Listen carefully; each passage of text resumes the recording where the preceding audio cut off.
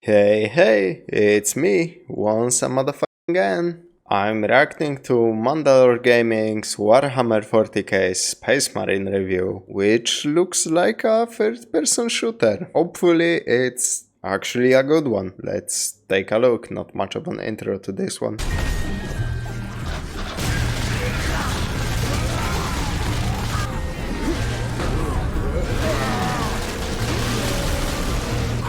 Okay. They're cooking. Let them cook.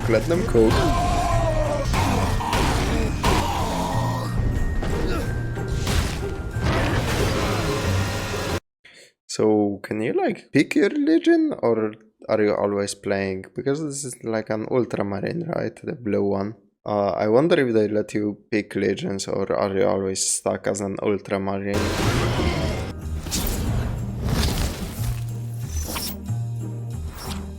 The dark chill of winter is here, so it's the perfect time to talk about a game that takes place entirely on a factory hell planet. Good old Space Marine, third-person shooter, and home to the world's most honest main menu. If you have any cultural or religious objections to orc violence, well, now's the time to go. For Captain Titus here, peace on Earth comes from orc genocide. The only Christmas treats he carries detonate above ground for maximum flavor. It didn't make sense. Okay, it's not a Christmas game. In fact, Warhammer has some better candidates, but maybe another time.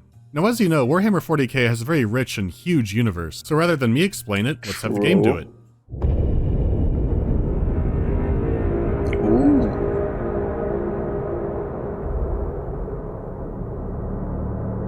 Yeah, the end. For being a game introducing a new audience to the series, it really does nothing at all to explain anything. You do learn that orcs are invading a planet. While normally the Imperium might just bomb them from orbit, there's a big boxy Evangelion you have to protect down there. So what do? Send the Space Marines. It's a simple setup and you really don't need to know the lore. You just need to be Blue Man and shoot Green Man in the face. So really, this is the opposite of the Halo series. But I'm not so sure about later on. I'd imagine new people to be confused, but it's not a deal breaker. So just focus on this for now. I'll come back to all that in a bit. The game is nearing a decade old now, and it certainly looks the part. Some textures are low-res. I mean, it looks kinda good. It still holds up. This can noticeably pop in, and the same can be said for things out in the distance. The lighting is still nice, and there are good little details like the reflections in the armor. It's nothing landmark, but not bad either. I do appreciate it more based on just the sheer scale of the environment. It sure looks the part of a planetary factory. There are some huge, real 3D objects that in most other games would just be out in the skybox. Take this crane that's the size of Rhode Island. It's slowly turning, doing its thing. Then when you fight under it, you realize that the entire thing and every greeble on it is casting a shadow. So sacrifices had to be made to give the authentic scale.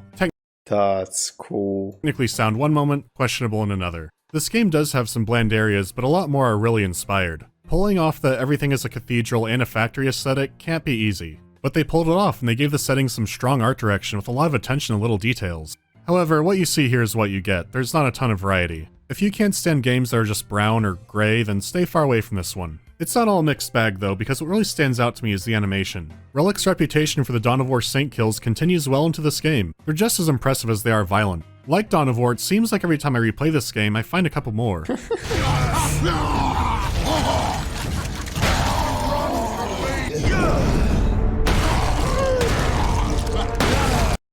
Okay, this game seems like an accurate simulator of what it's like to be a fucking marine, it seems. Holy.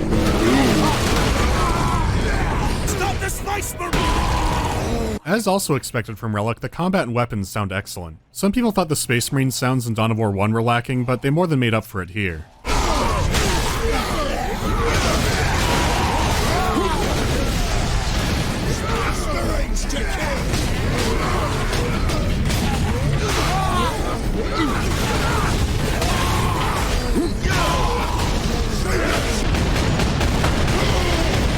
Oh, we got some Chaos Space Marines in the mix. I assume it's kinda hard to see.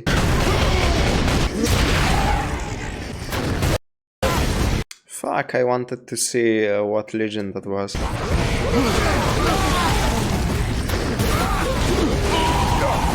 The new combat will be so chaotic that you might not be looking at your ammo count. So some weapons actually sound different when they're low on ammo to tell you that you need to reload soon. That's always a great mechanic, doesn't matter like what game.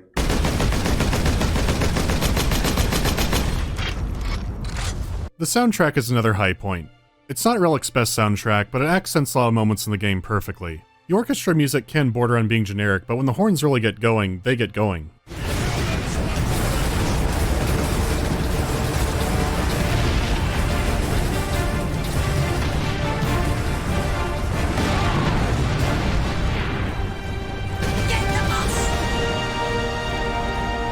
Yo.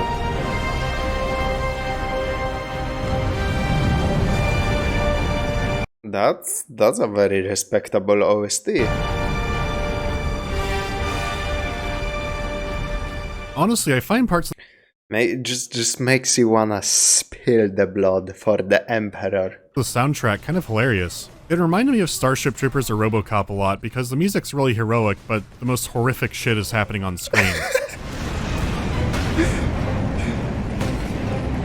There is nothing more heroic than spilling the blood for Emperor and defending the Imperium of Man. This is some heresy that Mandalore has said so far. I don't know what he's on about.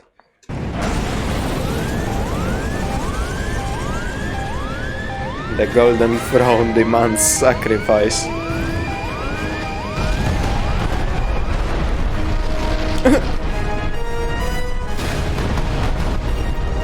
Bye, bitch. Yeah, this is perfect for the Ultramarines. While the environmental sounds are okay, my biggest issue with the sound is the mixing on some of the voices. It's odd because the Dawn of War games have some of the best stuff in video games, but here, it's really out of whack. Even cranking the voice audio level above everything else didn't always help it. Damaged at least? Titan Invictus seems unused, you mean? Is this invasion not enough to bring out the War Titans? It takes hundreds to get a War Titan operational site. Are you wounded? The Codex Astartes warns against using jump packs to leap blindly into enemy fire, and for good reason. Your days as a novice are behind you. Why do you still interpret the Codex So that sucks, but luckily it's a very small portion of the game compared to the combat. They had their priorities in order. We should talk about that, shouldn't we? Space Marine is all combat. No platforming, no tact on puzzles, no nothing. And you know what? The combat is pure joy. You have 5 weapons at a I mean, yeah, there is no reason to throw in a bunch of fucking minigames when your core gameplay is just that good and it doesn't overstay its welcome. time. A choice of pistol, a bolter, 2 other weapons, and then your melee weapon. The level of destruction you unleash is just absurd. You're like an atomic bomb if an atomic bomb was a big metal fist. There's so much impact to the combat. Your enemies don't just get shot and fall over, they usually blow up. You upgrade some of your weapons during the campaign and have plenty of opportunities to switch things out. So you have a lot of room to experiment until you find the chosen way. There's a great variety of weapons, and while they're not the most creative thing, they get more destructive over time. There's nothing like mowing down a crowd with a storm bolter or becoming a human meteor with a thunder hammer. There are some challenging parts, but even on hard, this is more of a power fantasy game. You have 2 melee buttons, a hitman button. I mean, it's a game about being a space marine, so accurate. And a stun. So it can feel like a mash fest, and it's like this for every close combat weapon. Most of the thinking comes from deciding when to do an execution move. These can only be done on most of your enemies when they're stunned. If you pull it off, you get a gory display, and you get some health back. Your overshield recovers over time, your red bar does not. At the same time, you're not invincible during these execution moves, so if you time them poorly, the other Jolly Green Giants will start mugging you. So you can't rely entirely on ranged combat to stay alive. Space Marine wants you to use a fine artisan blend, and that's the strongest point of the combat. Because it controls so simply, you can seamlessly change between ranged and melee fighting. You don't fight the camera, you don't need to lock on, it feels very natural. When you murder enough, you fill up your fury meter. Popping this off recharges your health and makes your attacks even more dangerous. This also upgrades and eventually lets you shoot in slow motion. And that's as deep as it goes. This isn't Devil May Cry. As much as I'd love air juggling Gretchens, you just can't do that, you could just slap them into the Shadow Realm. So if you love those kinds of games, you might find Space Marine lacking. Even the ranged combat is simple compared to a lot of third-person shooters. The game has no cover system, that was probably part of the marketing. Maybe it's because cats were already going to call it a Gears ripoff because of the chainsword, I don't know. It didn't matter most of the time, but on occasion, and especially in the later parts of the game, I think a basic one for big objects would have helped. Because you're still hiding behind a box and awkwardly popping out to shoot, but then again this might just be more noticeable and hard because their bullets hurt you more. So overall, it's a simple system, but effective. The execution mechanic encourages you to be very aggressive, and also you want to switch things up to keep your fury meter going. I always wondered if Doom 2016 got the idea for the execution health mechanic from this game. At the same I did wanted to bring that up when he explained that executions give you health, but I was afraid I will make a sort of an uneducated statement, because I don't know if there were like many games with a mechanic like that. I can't think of any, but that doesn't mean that there aren't, you know, others with a mechanic like that. So I didn't wanna venture that guess. Same time, enemies dropping health has been a thing forever, so who knows? The spectacle and the impact of the combat is enjoyable to watch and really easy to pull off. I mean, I've replayed this game a few times, they're doing something right. It's an ideal system for most of the game, but it does come back to hurt it in some other ways. So let's talk about the gameplay pacing. Is that supposed to be black? I can't really tell what color they are. I'm going to assume it's black because like those black Space Marines are like the default from what Bricky has explained in videos explaining Warhammer lore. Kinda like you know, like the Chaos Space Marine equivalent of Ultramarines, just the kinda basic flavor. Talk about the gameplay pacing. It's quiet. The first 2/3 of this game has excellent pacing. It ramps everything up just the right way. Every level there's something new to fight, and besides them you typically have at least one new item and upgrade. They keep things fresh, you're never bogged down in one area for too long. Then for one level the new orc enemies stopped coming, which is a shame. It wasn't like there was nothing to draw from. An enemy like Burna Boys would make you stay more on your toes in melee. One part of this section has a huge dust storm going on. This would have been the perfect opportunity to bring in some stealth enemies like orc commandos. Unfortunately the only trick the orcs have left at this point are numbers, which they always do. Orcs have stealth capabilities in Warhammer? That I didn't fucking expect. Then right after this is a level of fighting turrets, and that's it. But they are scary. Then, holy shit, Chaos is here. A whole new faction to fight. I guess they're on the cover. I was surprised. I went, wow, these demons can dodge my ammunition. But could they dodge all my ammunition? Now you're thinking like a Space Marine soldier. No, they can't. The game doesn't have many Chaos units. They're treated as an elite group. Their entrance is great and heralds the way for a three-way war, but fighting Chaos itself isn't as fun as fighting the orcs. The game's strength is mixing up styles to fight hordes of enemies, and Chaos Boys are bullet sponges. Their weapons are also accurate and hit hard, making you shuffle around cover more. This is where you really start to notice the shortcomings of the combat systems, if you haven't already. Now I'm playing something that feels much more like a cover shooter without the cover mechanic. Until this point, orc weapons are comically inaccurate. You still get hit, but most of their shots go all over the place because they're just excited to be shooting a gun off. These guys are the exact opposites. I mean, isn't that accurate for how orcs play in the tabletop? So you have to change your mind and your loadout to be more range-oriented. It's still fine, there are good fights here, but it's when things start feeling off and it perfectly foreshadows the end of the game. I'll just say for now, the final boss is a quick-time event. The story itself is difficult to talk about because it's so straightforward. What do I say about the cover me while you hack this door mission or the blow this thing up mission? I think I got more out of world-building moments like guardsmen revering space marines when they see them. Or the announcements. An alien invasion is no excuse for being late to work. Quotas must be met. Despite alien incursions, delinquency is an affront to the sheepdog. Oh yeah, the orcs are having a fight club in the loading bay, but don't worry, we'll make those pipes just fine. Also, if you've played this game before, the collectible audio logs don't return to the game. You can listen to them when you pick them up and walk around, but if you already have one, you have to listen to them in the menu. And you can't listen to them while walking around. Experimentation with the warp. Experimentation with the warp in it. Transmechanic second class patrol. Yeah, so get used to some quiet hallways in another playthrough. So now I'm gonna get into story spoilers, and honestly, there's not a whole lot here. I'll still leave a courtesy code to skip to. Okay, they're gone. I really don't know what they're trying to save themselves for. It's a very short story segment. So the game starts with we need to murder orcs, and that's how it stays most of the way through. We have the titular Captain Titus, grizzled veteran friend Sidonis, and Matt Ward's stand-in Leo. Leonardo? I don't remember. Leandros, okay. He's the new guy still clutching his blueberry Boy Scout menu. Many orcs die, and then you meet an Inquisitor who has a plan to kill even more orcs. He wants to use a warp-powered device to obliterate all of them. I don't know. The real Inquisitor was killed by a demon, and you got tricked into bringing chaos into the world. So we were fighting Boss Grimskull and the orcs the whole game, but now we have a new bad guy. That's a good question. Would new players know what chaos is? Because I'm assuming there is like no word of explanation to what that is. I'm assuming no, because you fucking have to know about at least like the Horus Heresy. You need to know what the warp is. That's a topic in Warhammer that you need to hear a couple of times to get the grasp on what it really is. Again, Bricky, fucking amazing videos explaining all of that. Then, like, you have all of the necessary context to learn that, yeah, there are Chaos Space Marines, and that's why everything happened like that. If the game doesn't explain any of that, then how the fuck are you supposed to know? What the hell? So this Chaos Lord is the main target now. Did they just assume that every single person that ever picks up this game is going to know, like, all the basics about Warhammer universe? That's fucking stupid. Now, even before this, Leonard is giving Titus a bunch of shit because he can resist. A last pause, I promise.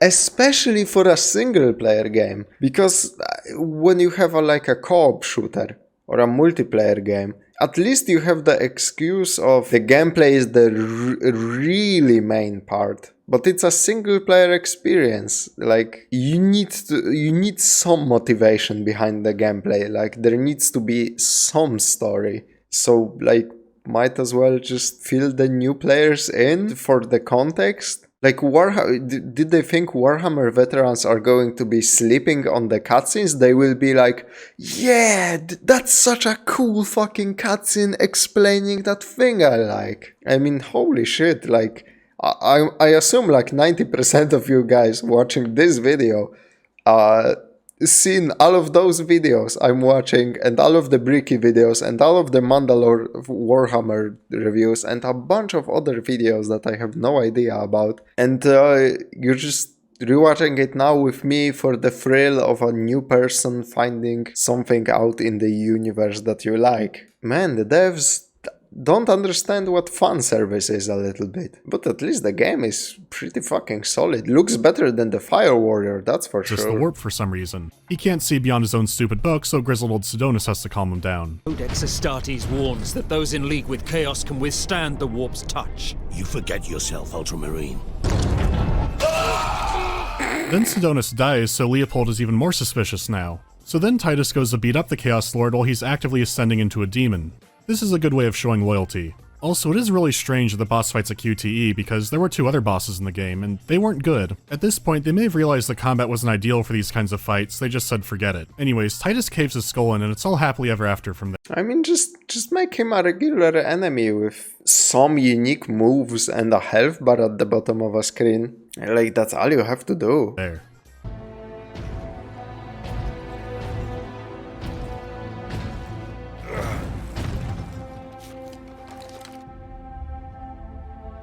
I see the Ultramarines are human, after all. More than you know, Lieutenant.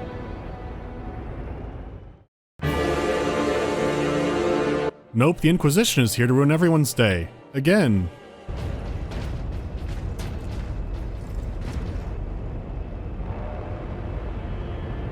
His injuries appear chaos inflicted. You are certain of this charge? Captain Titus has been corrupted by Chaos, Inquisitor Thrax. I am no heretic! I mean, he looks pretty corrupted by chaos to me. You lie! So he gets arrested. What was the warp thing all about? How could he resist? Was that is that like an alternate skin? Chaos, Inquisitor Thrax. I am no... Is that a fucking alternate skin, or did Mandalore commission somebody this cutscene? That's fucking hilarious either way. heretic! You lie! So he gets arrested. What was the warp thing all about? How could he resist it? We'll find out in Game 2, but now we'll never find out. The game doesn't have many characters, and it doesn't develop them out either. I kind of like some of them, but I don't really know them. Even the squad mates here with the whole game talk about nothing else besides the mission. This is no Bad Company or Republic Commando. I wish the conflict between buy the book or interpret the codex was fleshed out more. It could have made the position Leroy is in more sympathetic, and there was opportunity to do this. I wish that instead of just talking about the mission, they talked about each other more. There are plenty of places to put stuff in. though he is trapped on this world. And all the more desperate to recover the power source. We must get it to safety, old friend. Good news on that front. Lieutenant Mirror reports that the Liberation Fleet has entered the system. The Inquisition will surely have sent agents with the fleet, Captain. Perhaps we can...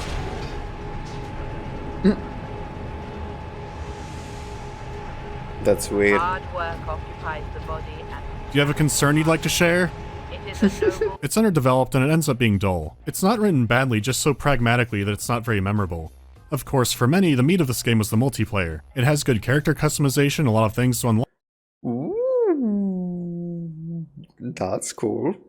That's cool. Like, I assume customization should be at the forefront of every Warhammer game that features Space Marines, because, or any like Warhammer game, because the fucking tabletop is all about personalizing and customizing your army within like within what's acceptable, I guess.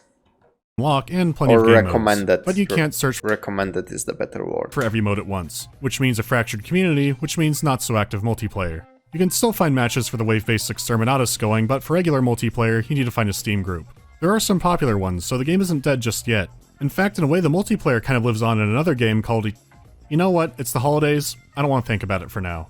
Space Marine is a short game, but it's worth your time and it goes on sale often. This was going to be a trilogy, but it came out in a very saturated year. It came out 2 weeks before Dark Souls and 2 months before Skyrim, so it wasn't winning any headlines and arguably wasn't... Fuck.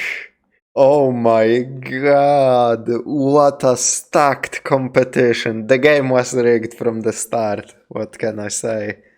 That's like if a really cool solid shooter came out this year without like a really exceptional idea to elevate it. Like, holy shit. Reminds me when Titanfall 2 came out between a fucking Battlefield and a Call of Duty. Like both installments that were very popular. Sad thing to dwell on. Even the best orc killing game that came out that year. It's a tragedy. I always thought a sequel might be a kind of opposite to this game. It would be on a big jungle planet of Tyranids. Well, for the time being, I don't think any of us are seeing that. But wait, there are other Warhammer games. Sure, some are unbearable shovelware, but there are some good ones too. Some great ones even. I'll look at some of those in the new year, after a return to a remake. This one we already saw. I wonder what's next on the docket. And an adventure game. For now, have a wonderful Christmas. Even if it's just us tonight. Could be worse. Die, scum!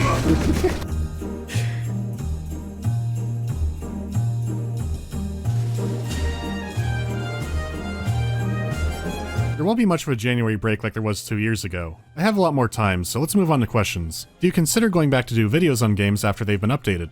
I've thought of it, there are just a lot at this point, not even know where I'd start. I'll think on it more. What do you think of the Slaanesh rewrite in Age of Sigmar? Sorry, I don't know what Age of Sigmar is.